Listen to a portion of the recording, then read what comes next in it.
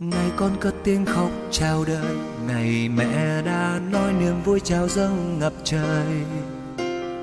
Bằng yêu thương của cha đã dành để trong mái ấm từng ngày qua con lớn lên. Là lời ru mẹ đưa bên cánh vông cho con say giấc ngủ.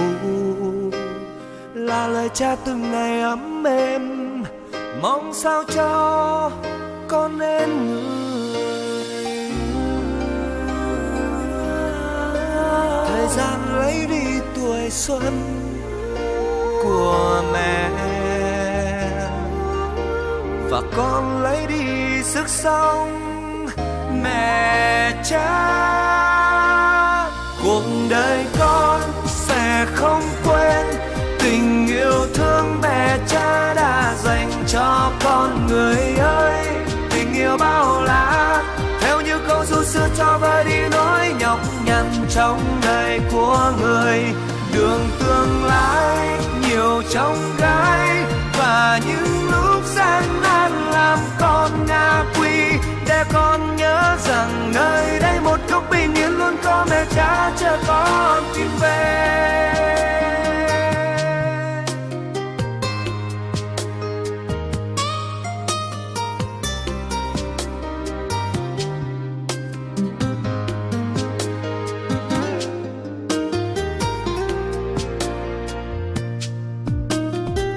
Con cất tiếng khóc chào đời, ngày mẹ đã nói niềm vui chào dâng ngập trời. Bằng yêu thương của cha đã dành để trong mái ấm từng ngày qua con lớn lên. Là lời ru mẹ đưa bên cánh vông cho con say giấc ngủ. Là lời cha từng ngày ấm êm mong sao cho con nên người.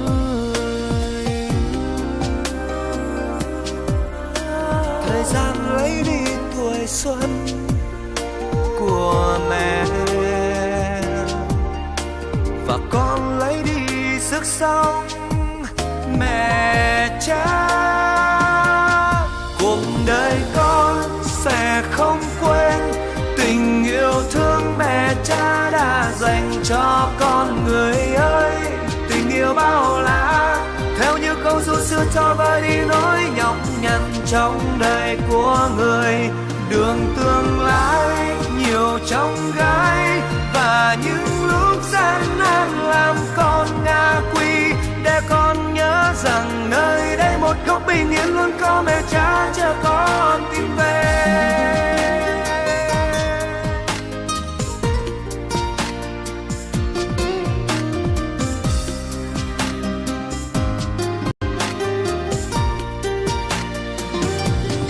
Cuộc đời con sẽ không quên tình yêu thương mẹ cha đã dành cho con người ơi.